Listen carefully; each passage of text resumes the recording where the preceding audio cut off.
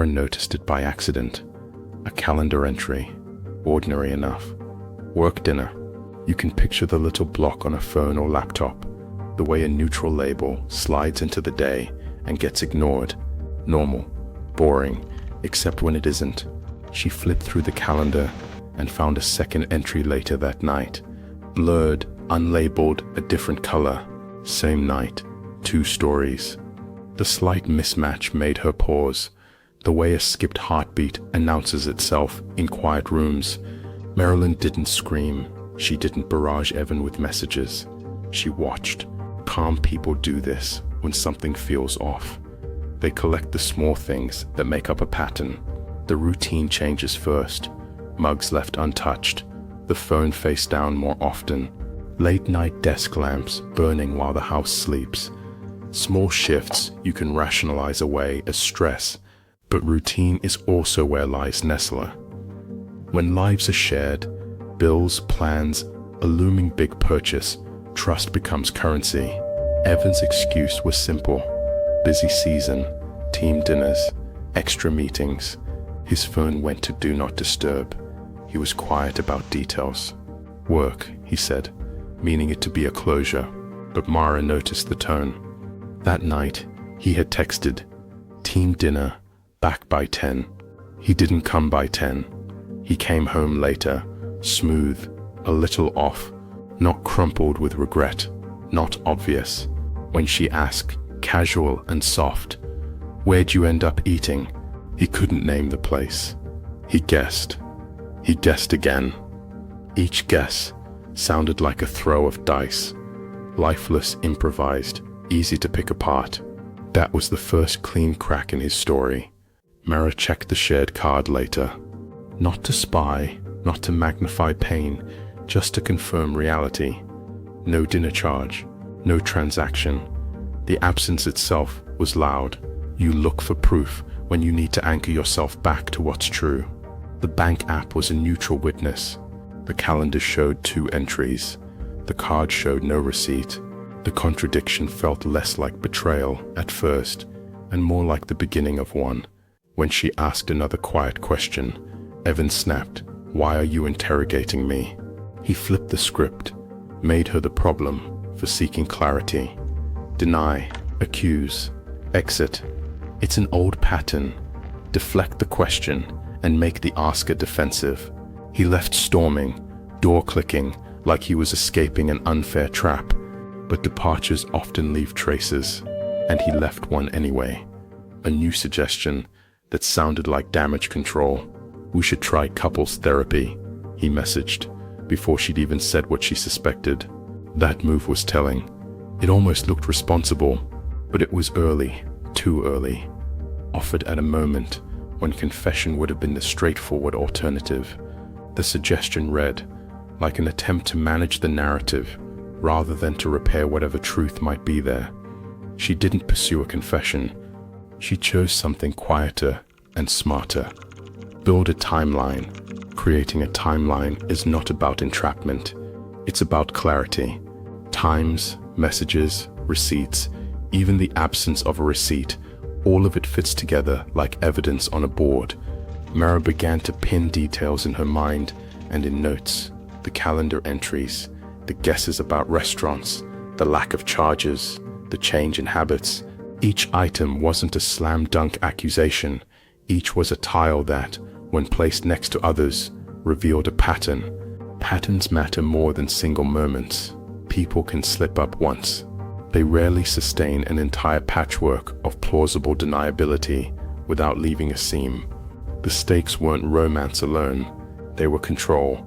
When someone lies in small ways about time, about place, about simple facts, they aim to manage your questions, your reactions, the reality you both inhabit. That's why Mara's response was methodical instead of dramatic. If you want to know what's happening in your life, you want dates, times, and receipts. You want to map possibility and contradiction so you can make a choice grounded in evidence, not emotion. There's a rhythm to this kind of discovery. Noticing a wobble, testing for consistency, watching for escalation, deny, accuse, exit. Then sometimes a sudden attempt at fixing therapy, apologies, promises offered before the work of truth has even begun. That's the red flag. Repair offered as distraction. Marilyn didn't try to corner Evan into confession. She made a quiet decision to protect the practical timelines, records, small confirmations of reality. She let the trail of small things show its shape. Building the timeline didn't feel vengeful. It felt like preserving options. You can answer with anger later if you need to. First, collect facts. Second, choose what you want to do with them. By the time she closed the case card for the night, she knew what mattered next. Not the dramatic confrontation, but the first hard proof. A single receipt, a timestamp. An honest detail would either break the pattern or expose it. She wasn't chasing a confession. She was chasing certainty, one quiet note at a time. In relationships, certainty is the scaffolding of trust. When that scaffolding wobbles, you don't fix it with accusations. You rebuild it with facts. In the beginning, Evan didn't vanish. He didn't slam doors or leave notes. He became consistent in all the small, corrosive ways. Late at night, short answers, and a new sensitivity when Mara asked the simplest questions. He would text, "Long day, might be late." The words were ordinary, the tone casual. Then he would return as if nothing had happened, as if the hours away erased themselves. Marilyn noticed the pattern. The excuse was the same. The frequency new.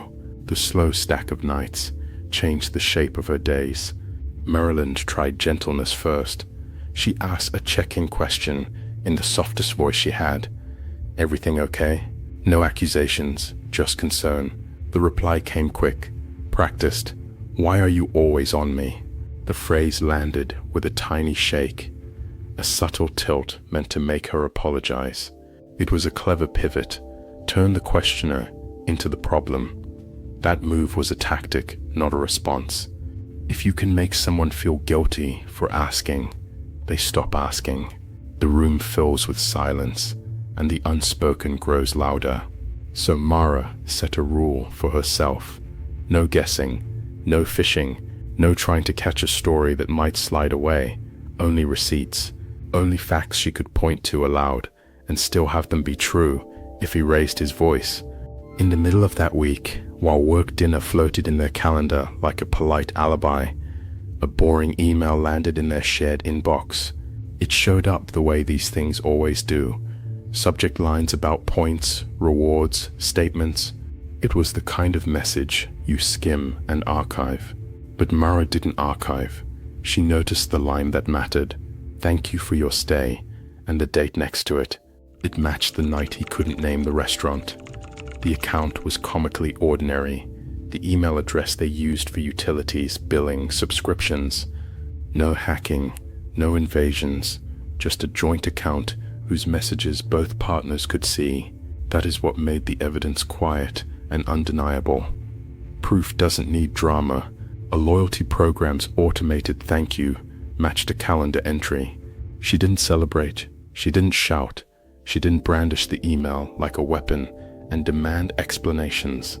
Instead, she pinned it to a mental board labeled Exhibit B and let it sit there, cool and undramatic. Proof beats vibes. Vibes are easy to scrub. Timestamps and emails are harder to argue away. On the evidence board in her head, a second tack went beside the first. These things line up. Then the twist. Evan shifted tone. He brought home flowers, generic, safe, and set them down in the hallway as if presenting a bridge. He softened his voice and said, "I've been distant. I'm sorry." The apology arrived early, before Mara had leveled a single accusation. That timing made her stomach drop. Why apologize if nothing had happened? In the logic of manipulation, early apologies can be a preemptive tidy-up. They create cover, change the narrative, and make the asker look petty. Mara kept her face neutral. She understood that confrontation is a gift to someone who wants time to fix a story. If you confront, they get the luxury of editing, delete messages, rearrange receipts, recruit a new line that fits into a plausible explanation. So she chose the opposite. She didn't demand the story, she prepared for it. Preparation looked ordinary. She printed things, pages of dates and emails, hands only in the frame, the printer whirring in soft office tones. She stacked the pages, not for drama, but for clarity. She organized timestamps next to calendar entries and pinned the loyalty email beside a faded calendar square. She created quiet corroboration, Exhibit A, Exhibit B, neat and patient. The days following were not cinematic revelations, but slow accretions. Patterns stacked like late-night blocks on a timeline. Monday, Tuesday, Wednesday, each small decision, aggregating into a clearer picture. Mara watched him bring sweetness back into the house. Flowers, soft language, an apology that smelled faintly of strategy. She listened for inconsistencies, the fractions of stories that didn't add up. Her rule held receipts only, no guesses, no emotional fishing, facts that would still be true under pressure. If he raised his voice, the evidence would not evaporate. It stayed where she put it, pinned, printed, placed in a folder that did not require a dramatic reveal to exist. This week taught a tidy lesson about how deception often arrives, not through fireworks, but through a sequence. There is denial, a neat turn to accusing the questioner, then a soft apology to smooth things over. The manipulative pattern aims to make you apologize for asking and to rewrite reality before you can prove otherwise. In the end, Mara did not set out to humiliate or trap. She set out to protect herself from being gaslit by mood and rhetoric. She chose preparation over confrontation, receipts over speculation, patience over performance. Two small exhibits, an email and a calendar, didn't scream. They simply aligned. That alignment changed the conversation from "did this happen" to "here's what happened." And when the next act began, she would have her facts ready. The new rules were clear. Document, don't accuse. Prove, don't guess. Let evidence follow, not emotion. Silence can be a strategy. So can a spreadsheet. The point is to be steady, precise, and quietly in control of your own story. Routine. Morning light finds you moving through the kitchen. You tie your hair the same way. Keep your face calm because showing what you're thinking would give away too much. She acted normal. The camera pushes in slowly. He offers therapy. We could try that, he says, and you nod because it sounds reasonable. You ask a simple follow-up, which therapist? He stumbles. There's no name, no appointment. Just words that sound like a plan when spoken. If someone wants help, why stall? That question sits in the room like a tick. The next day the distance gets quieter. He stops asking about your day. His updates become thin, like conversation turned into a debt he doesn't want to settle. You had a plan together. Dinner with friends at 7, ordinary life. The calendar reminder shows it. Then the stamp. Cancelled. He forgot. He blames the calendar. You didn't remind me. That phrase is a small weapon.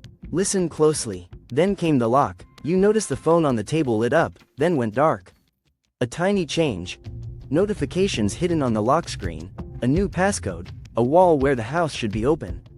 He says it was an update, something reset, something glitched. So you go back to what doesn't lie. Receipts, timestamps, small records that don't argue. The shared card activity becomes your quiet witness. There it is. A late-night parking charge, $18, on the same night he said he had a team dinner. Not flashy, not dramatic. That charge matters because it gives the gap a location without naming names. It pins the timeline. If it was truly a team dinner, why isn't there a dinner receipt? Why a parking charge at 11:47 p.m.? The split screen shows two stories, no dinner charge versus a late-night parking line. You don't confront. She didn't confront him. Confrontation is a warning shot, and warning shots alert the person doing harm. They tidy up, they delete, they spin narratives that make you doubt yourself. A liar deletes, a file doesn't. So you close the drawer and lock it. You start documenting. You pin evidence to the board. Exhibit A, Exhibit B, and now Exhibit C, the parking charge. Each tack feels small, but together they form something larger, a pattern. The evidence board zooms out. The new note labeled, parking, takes its place. He walks around the house thinking he's safe. He thinks forgetting and blaming and locking the phone are good enough. He doesn't know you stopped arguing and started documenting. You aren't trying to win an argument, you're building a case. Filings, timestamps, quiet notebooks. They are the things that don't get cleaned away by a convenient explanation. There's a small kind of courage in choosing records over conflict. It doesn't feel dramatic, it feels practical. You keep the steady routine. You hold the calm face. You let small things, receipts, calendar entries, toggles in settings, be your witnesses. You don't let a single convenient phrase erase the trail.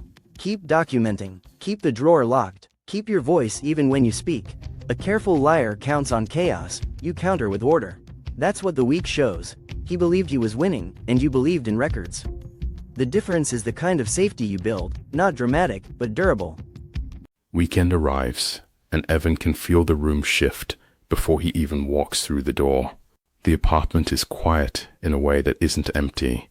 There's a weight to the air, a small steady tension that lives between two people who are measuring each other. He sets down the takeout bag with a practiced smile, the kind of smile you've seen in movies where everything looks like it's fine because the actor is committed to it. He pushes a little cheer into his voice and asks, "You've been quiet. You okay?" It's the simplest question, and it's the sort of question that can go a dozen ways. Mara answers evenly, "Just tired." No argument, no dramatic reveal, a small nod, a calm face. That calm unsettles him more than any accusation would. Quiet makes liars nervous because it removes the noise they hide behind. Instead of confessing, Evan negotiates. He offers a weekend away, a distraction wrapped in the language of romance. How about a weekend away? Just us. He frames it like a solution.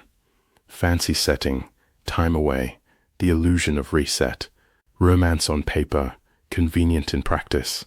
Marilyn doesn't accept or reject the offer immediately.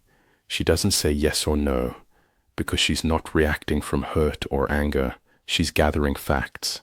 Romance can be a patient eraser. When someone tries to buy softness, the question becomes, what are they trying to erase?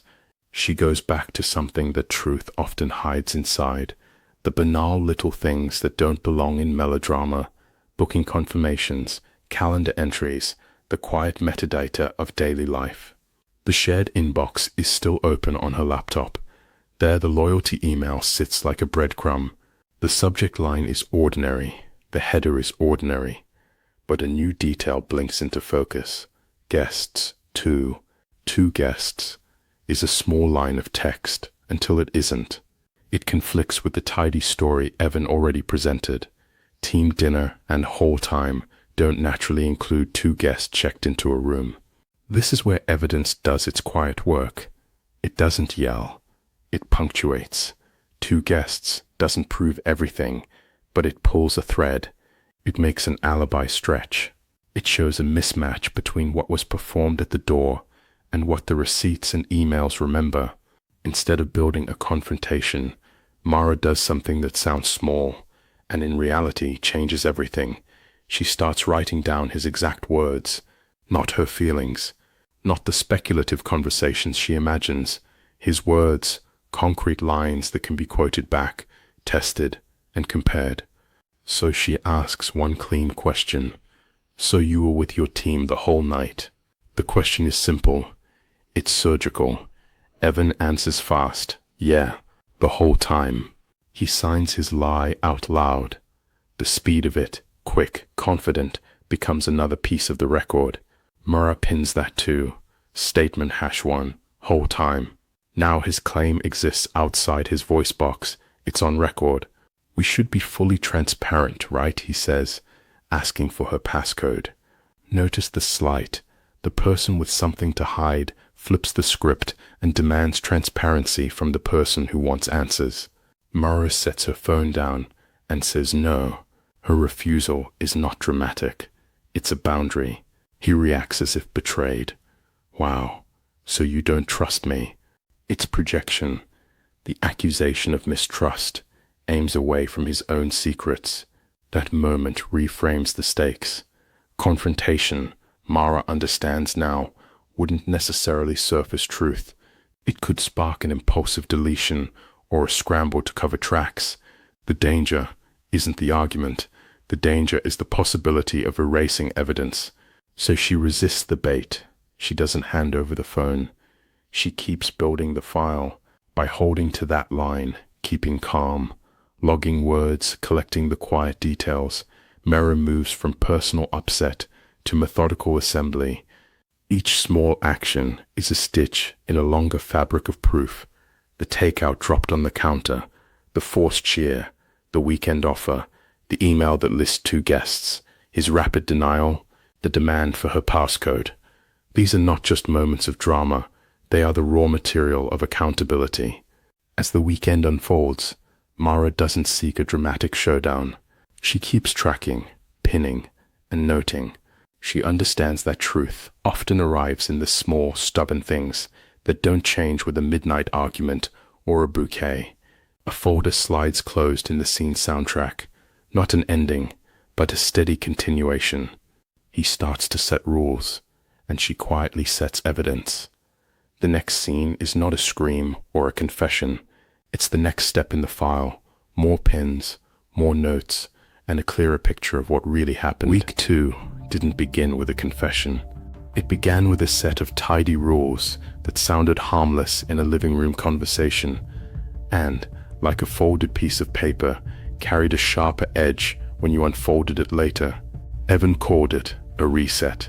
Fresh vibe, he said, smiling over a cup of coffee. Less tension, less analysis. He spoke like someone rearranging furniture. Small moves, subtle changes, but every rule landed on Mara's side of the couch. Imagine him at the kitchen counter, laptop lit, fingers skimming the touchpad, tone even. He talked about house rules as if naming them made them neutral. No negativity after work, he said. No questions after 9. Let's not analyze everything. It sounded considerate, almost soothing, a promise to keep evenings calm. It was also a script. The language was gentle, the motion a slow push-in toward control, disguised as care. The tilt shows up in the details. If you listen closely, most of the rules were phrased as limitations for her. They were framed to stop her from asking and to stop him from having to answer. Then came another late night, the kind of late night that arrives with a familiar message bubble. Running behind, don't wait up. The phrasing is ordinary, almost casual, but for Mara, it was déjà vu. The same script, same soft exit line. She did something small, not dramatic, not accusatory. She reached for the jacket he'd tossed in the passenger seat, felt the fabric, and found a folded paper in the pocket. There's a quiet intimacy in that scene. Hands only, the rustle of receipts, the discreet pull of paper from cotton. She opened it. The paper mattered because it wasn't supposed to.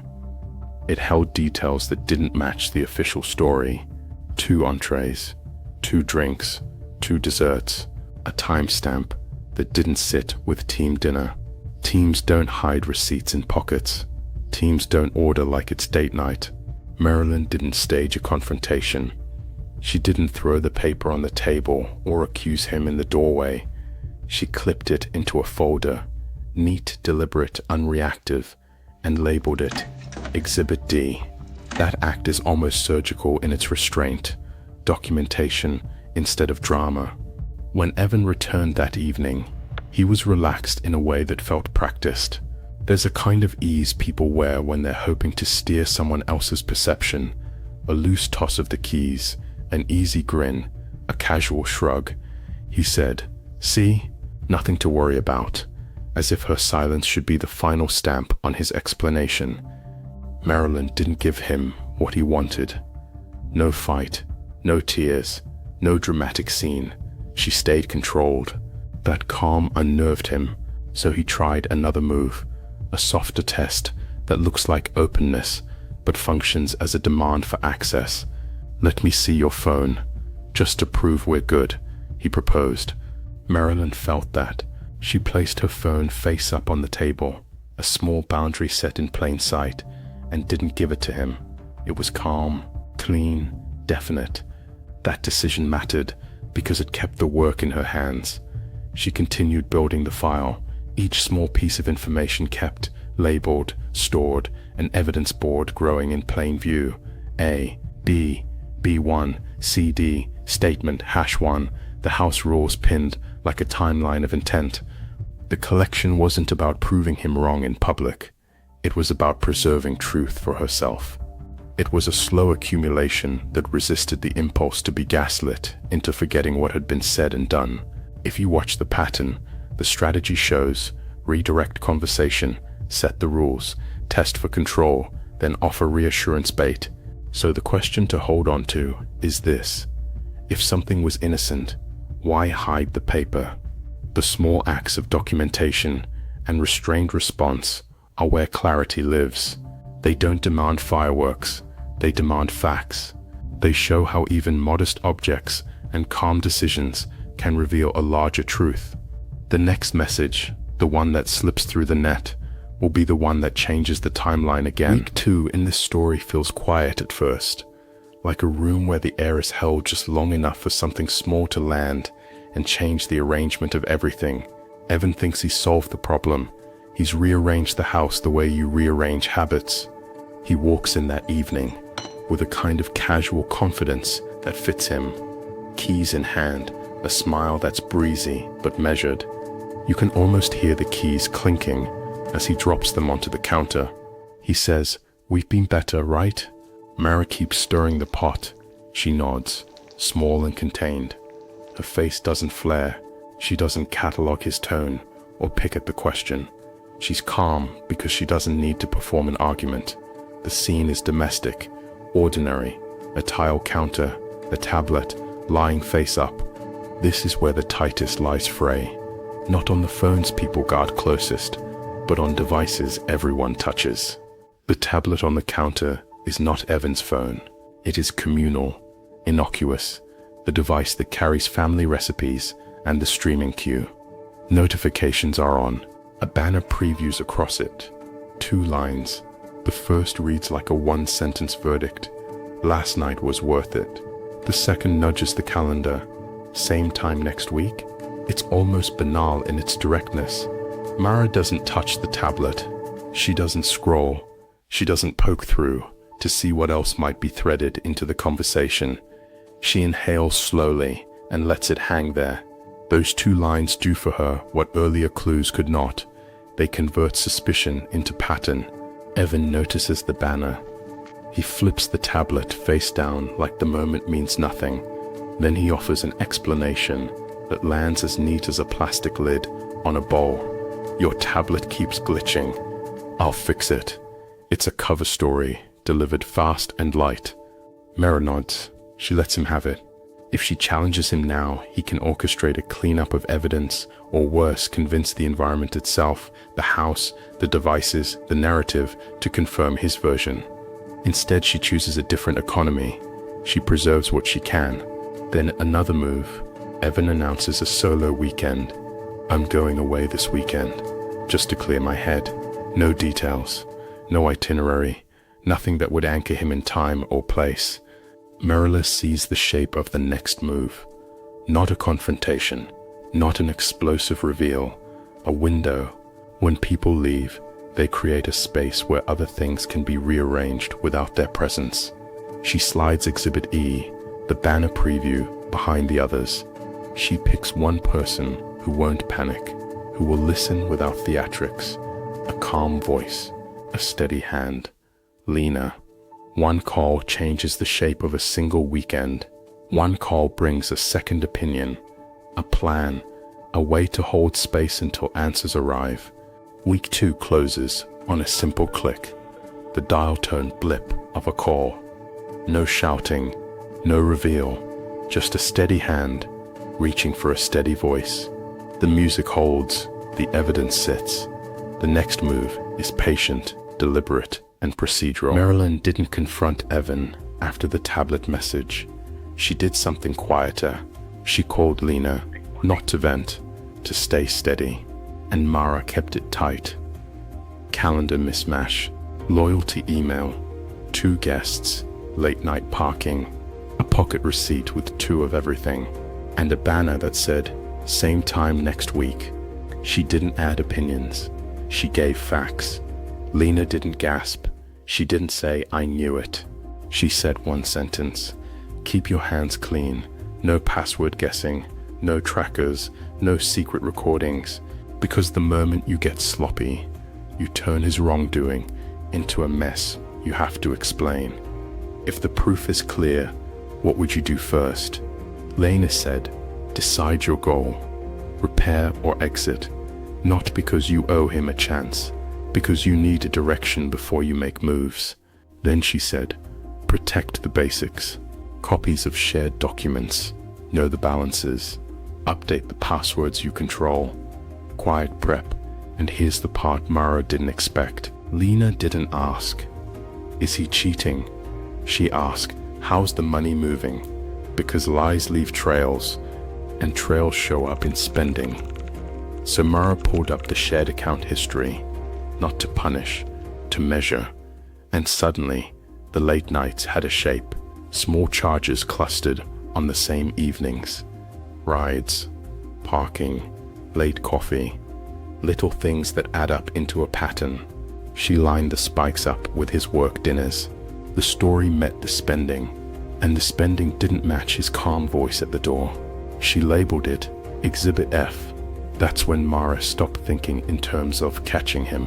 She started thinking in terms of protecting herself, because if this went sideways, paperwork would matter more than yelling. So she started an options list. Questions, steps, clean lines. And Evans still thought the house was quiet because he'd won. Music held in manager moved into the paperwork stage, like someone stepping into a quiet room after a storm. The camera lingers on a case card sliding in, paperwork stage, a paper flip sound. On screen, a simple line, stage, paperwork. You see Mara at the kitchen table. A plain folder lies open, sticky notes cluster at the edge like little beacons. The shot pushes in slowly. She stopped reacting. Her face is calm, but her hands are busy. She begins with the basics. A checklist card appears with quiet prep, copy shared docs, snapshot balances, update what you control. A soft UI click punctuates each item. The on-screen text reads, "Basics first." She opens the shared documents folder on her laptop. The labels are generic, the view recreated to protect privacy. On screen, no secrets, just copies. The folder slides. The sound is minimal but intentional. Hands only now. A phone scans pages. A scanner beeps softly. The on-screen text, copied, saved, dated. The music dips lower, an evidence mode. She stamps a file, Exhibit G, with a quiet thud. The camera catches the instant the stamp meets paper. The image feels procedural and legal and oddly comforting. Then she maps cash flow. A recreated timeline overlays due date icons and payday marks. A pen scribbles. Sound is small but decisive.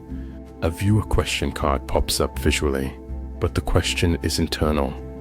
If things blow up tomorrow, what do you need today? Mara answers with action. She opens a new bank account. The recreated bank screen shows new account, personal, on-screen text. A separate lane. She's not hiding money. She's creating a lane she controls. Fingers type to set up direct deposit. The keystrokes are soft and purposeful. Not secrecy, separation. Control is the point. Stakes need reframing. A small card says, "You can't plan from the edge of panic." A low sting cues it. Mara adds a lane to her evidence board labeled safety. A tack pin click. It's a visible physical step toward creating options. She checks credit and account listings, carefully noting surprises. The recreated credit screen is generic. The on-screen text reads, "She checked for surprises. She finds nothing new." For now, the relief is minimal, because she keeps writing things down. Instead of preparing a fiery speech, she writes questions, short, neutral prompts she can ask when calm. The camera catches the rhythm of the pen across paper. On screen, she wrote questions, not speeches. Those questions are tools. When you need facts, you don't rely on theatrics. Marilyn books a 30-minute consult with a family law attorney. On screen, consult. The click of a calendar booking confirms it. This isn't about winning or wrecking someone. It's about understanding options. The music dips as if making space for practical thinking. Here's a narrative twist. She didn't need a confession to act. The VO is quiet but firm. She needed a plan. The evidence board grows heavier. Exhibits A through G pinned. The file becoming a small archive of attention. A tack pin click marks each edition. Evan's message appears. Solo weekend is still on. He leaves the window open. The message swooshes. The sound is ordinary, almost casual. Mara closes her laptop, breathes out, and stays normal. Her calm is not resignation, it's a tactic. At dinner, she says, "Have a good trip." Neutral, simple. Tone matters more than words. The on-screen dialogue card captures the line as if it were ordinary domestic breeziness. Evan nods, relaxed, grabbing his bag. The scene feels like a small victory of restraint. A quiet question floats to the viewer. Would you confront now, or let him think you're calm? The camera holds on Mara's steady breathing. This is not about moralizing. It's about strategy. When emotions surge, you lose leverage. When you control the narrative, you buy time to act with care. The final frame of this segment is a case card. Next, the breakdown. What actually matters. On-screen text adds. Next, the traps that ruin people who rush. A folder thud and paper flip. Close out the tranche, the music holding into the next chapter. Throughout, the sensory details are understated. The texture of paper, the soft click of a mouse, the hollow thump of a stamp. Those sounds anchor the sequence in ordinary behaviors that add up to protection. This stage paperwork is not thrilling, but it is powerful. If you imagine yourself in Mara's shoes, the takeaway is clear. When stakes are high, small disciplined steps matter more than dramatic moments. Copy, date, separate, ask, consult, and stay calm. The work is mundane until it's crucial. And that's exactly why it matters. Scene opens on a sliding case card, labeled signature layer. The camera is calm. A paper flip punctuates the moment. You hear a steady, low musical bed. The on-screen line reads, "What actually matters." Here's the part that decides the outcome. Not the argument, not the tears, not even the betrayal. The thing courts and sensible choices respond to is the paper trail. The receipts, the dated notes, the things that don't melt under pressure. People in crisis rush. They hunt for proof.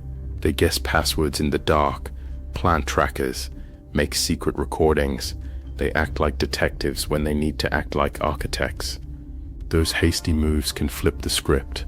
Suddenly the story isn't about what they did, it's about what you did to get proof. If you cross a line, the proof becomes the problem. Don't hand them ammo. So Lena's rule was simple and steady. Keep your hands clean. No password guessing, no trackers, no secret recordings, no messy moves. Clean hands create credibility. Messy moves create counter-narratives. Courtrooms and calmer conversations don't run on vibes, they run on receipts. That doesn't mean silence or passivity. It means strategy. Let's break down the traps that snap people out of traction. Trap 1. The illegal proof trap. If you commit an illegal act to collect evidence, the evidence itself becomes contested. You didn't stop betrayal. Now you've created a defense for it. The line you crossed gives them a plausible counter-story. Every rule you break chips away at your ability to make the facts stick. Trap 2. The blow-up trap. A liar often wants a scene. They bait you, yelling, gaslighting, calling you controlling or unstable, because noise hides truth. If you fall for the bait, you give them a moment to frame, and then the argument becomes the proof of your instability. not the proof of their betrayal. A scene is a distraction. It moves eyes away from the ledger and onto your emotions. Trap 3. The money fog. Betrayal focuses attention on feelings, but practical entanglements matter. What bills are on autopay? What debts are shared? What subscriptions, accounts, or credit lines bind you? If you don't map the money, you can't plan the next step. The fog makes you vulnerable to surprise, sudden charges, frozen accounts, or debt left in your name. So what do you do instead? 3 calm steps you can take that don't create new liabilities. Step 1. Copy shared documents. Bank statements, leases, bills, insurance info, messages tied to accounts. Make copies. PDFs, screenshots, printed pages. Keep a dated folder. This is boring, but it's powerful. When someone says one thing and later says another, dated documents give you a timeline that limits their escape routes. Step 2. Separate your income lane. Open an account in your name. Redirect future paychecks where possible. Reduce the overlap. Don't get cute. Simple changes can prevent messy surprises. You're not burning bridges. You're building a fallback. Financial independence isn't dramatic, it's practical. Step 3. Get options from a pro. Talk to an attorney, a financial counselor, or a trusted advisor. This isn't about revenge, it's about information. Ask about protective steps you can take right now and what evidence matters down the road. A professional frames your choices. They show which moves keep you safe and admissible. There's also a quiet tactical move worth noting. Document statements. If someone tells you I was with my team the whole time, write that statement down, dated. If they later tell another story, the dated statement becomes Exhibit H. Words, dated, limit excuses. A simple log of statements. Who said what and when turns chaotic memory into a record. That's what Mara did. She kept a statement log. It was boring to do, but when the moment came, it made the later lies brittle. Remember the viewer question. Would you rather be right or be safe? Being right can feel like a win. Being safe preserves options. Calm beats chaos. Paper beats performance. When you're calm, you choose steps that don't escalate, but still protect your future. One more practical rule. Set boundaries for the first talk. No yelling, no threats. One conversation to present facts and set expectations, then a pause to let the next steps land. If the talk blows up, file what happened, who said what, when, and any witnesses. Keep your file neat, A through H, pinned and organized. The file is not a weapon, it's a contingency plan. A quick word about tone. This isn't legal advice, it's general information. Principles that make sense in most situations. If things are dangerous, prioritize safety. If things are complex, seek professional counsel. The goal here is to avoid the slippery shortcuts that remake the story into something you'll regret. The scene closes with the evidence board zooming out, or through H, pinned in order. The file is ready. You can imagine the next moment. He comes back from that solo weekend, believing he's walking into a calm house. He doesn't know he's walking into a file.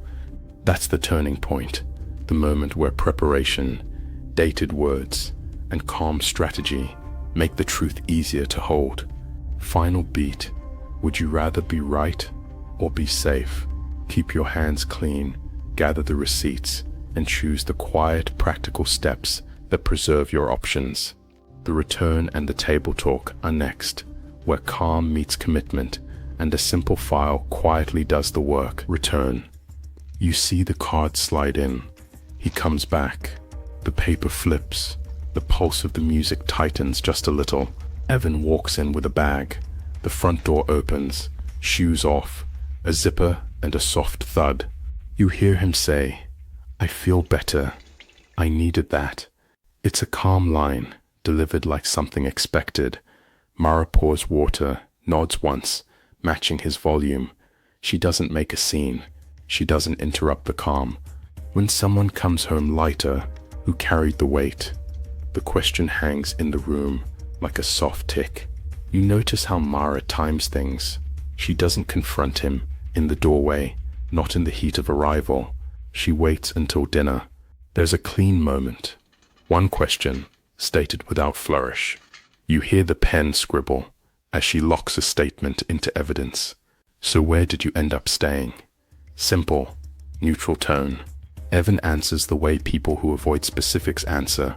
A small place, outside town. Vague on purpose. Vague is a defense, but vague is still an answer. And you file it away.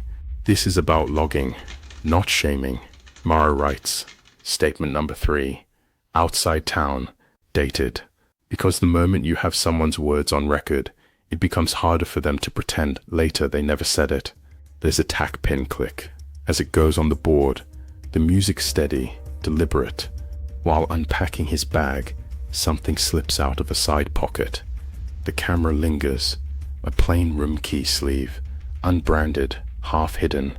No logo, no hotel name, just a sleeve and the suggestion of a room. It's Exhibit I. You line these things up. Outside town versus room key sleeve. A low sting underscores the split screen. The plate of vague words and the physical presence of a key sleeve live in the same frame. Evidence doesn't need drama. It needs weight. The board gets another pin. Exhibit I under the physical lane. Another tack pin click. The file grows. Evan is still careful with his phone. He angles the screen away, locks it quick. A tiny lock click you almost miss. Then he seeks reassurance. We're good, right? It's a temperature check disguised as comfort. The voice is soft, a whoosh in the quieter music. Marilyn doesn't reassure. She doesn't retaliate. She stays calm. You can feel the slight tension in the air, a little swell under the music. But her choice is restraint. Calm doesn't give him a story to hide behind. Calm simply creates space for verification. She sets the table talk. Not the dreaded "we need to talk," which can be weaponized, but a contained "let's talk after dinner." A paper flip, a soft table tap. It's schedule, not storm. He agrees too fast. A nod that's a beat ahead of the moment, because he misreads what's coming. But Mara is not bringing feelings. She's bringing exhibits. The music dips as the camera pulls back to show the evidence board. A through I. The statements lane populated, a folder thud, and paper flip. The file is ready. You can sense the shift. When facts are organized, excuses run out of room. You, listening, notice the small things that become big things. The unbranded key sleeve, the dated statement, the angle of a phone, a too quick nod. These are not dramatic reveals, but quiet contradictions. They add up. Each pin, each recorded phrase is a gentle accumulation that reshapes the story from he said, she said into a timeline you can point to. This moment is a lesson in restraint. The power isn't in loudly catching someone, it's in methodically collecting what they give you and letting it contradict itself. You don't need a confrontation that erupts. You need a process that quietly refuses to accept evasions. By the time dinner ends, the next steps are set. Mara will bring exhibits to the table, not a flood of accusations. He will find that staged apologies and steering don't hold up under the weight of evidence. The room is calm, but the work behind that calm is precise. You leave the scene with a clear image, the house returned to its ordinary rhythm, and an evidence board that is nothing more than careful attention given form. When the exhibits hit the table, the file becomes the story. The paper flips, the folder thuds, and then after dinner, Mara set one plain folder on the table. No theatrics, no shaking hands, just paper sliding into the small pool of lamplight. The sound of a paper flip, a soft thud. The room tightened around that single motion, like everyone inhaling at once. Evan's smile faded. It was a small thing at first, a slackening at the corners, a tiny involuntary tightening of the shoulders, but you could read the moment. He finally understood this wasn't a feelings talk. This was a record. Marilyn had rules before she put anything forward. No yelling, no spirals, no storms out of the room. "We're going to be calm," she said. It was a simple boundary, a steadying breath. She slid the first page forward. "Exhibit A, your calendar," the folder seemed to say. The camera lingers on a recreated calendar entry. "Work dinner," highlighted. Then another block, same night, blurred label. Next, she turned the page. "Exhibit B, the shared inbox loyalty email." The phrase was clinical. "Thank you for your stay." The date matched. You don't need drama to notice details. You need attention. Then the detail that makes people go quiet. "Guests, too." That one line changes the texture of the entire evening. Not an oversight, not a mistake. 2 guests. Marilyn didn't stop there. She pushed another sheet forward. Exhibit C, late night parking, 11:47 p.m. Not dinner time, not team dinner time. The timestamp sits on the page like an accusation. She produced the receipt from a jacket pocket and set it down. Exhibit D, 2 entrees, 2 drinks, 2 desserts, date night order. You can almost see the server's handwriting, the condensation ring on a glass. Little sensory details make a record feel like memory. The soft clink of cutlery, the faint wetness where a straw sat. These small things stack until they mean something larger. There was a tablet preview next. Exhibit E, a banner. "Last night was worth it." Then, softer but sharper. "Same time next week." Not accidental. A plan. The language on a screen. The casual intimacy of a notification ping. Then, Mara placed a key sleeve on the table. Unbranded. No logo. No name. Exhibit I. Physical. Tangible. It didn't have to be flashy. It only had to be there. Objects anchor stories. Evan lifted his hands, palms out, the classic gesture of someone reworking the arithmetic of surprise. "You're making this into something it's not," he said. Denial is often the first move, a reflexive contraction, a quick attempt to recast the narrative as overreaction. But Mara didn't argue. She didn't plead. She didn't march through the exhibits again like a prosecutor replaying evidence. Instead, she asked one question, not loud, not theatrical, the kind of question that corners someone with their own words. The question was quiet and surgical. It relied on his vocabulary, his earlier phrases, the language he used to describe the night. It referenced timestamps and notifications and the count of guests that couldn't be explained away with a shrug. You can imagine the air after that question. Near silent, 2 beats of suspended music. The folder sat between them like a third person. The key sleeve rested, inoffensive and real. The phone on the table was mute. This is not about theatrical reveal. It's about the accumulation of particulars. Receipts, timestamps, banner texts, the quietness of a key sleeve, building a frame that ordinary denials can't slip out of. It's the way a small stack of objects turns a conversation from he said, she said into a ledger of facts. Mara's method is precise because it's calm. She set rules, she assembled exhibits, she asked a single focused question that forced words to meet reality. That one move, a question grounded in documented details, is the turning point. So the scene holds on that moment. The folder, the exhibits, Evan's lifted hands, the soft sting of the last page. The music tightens and then holds, waiting to be picked up in the next part of the story. Next, the question that corners him, and the way his own words begin to trap him. You watch Mara set a single card on the table. The question, it slides into frame like a clean accusation. The room hums with a controlled pulse. There's no yelling, no dramatic reveal, just a paper flip and the quiet of someone who has practiced restraint. Her hands rest flat on the table, calm posture, breath steady. On the surface, she looks composed. Under the surface, she is deliberate. No anger, just clarity.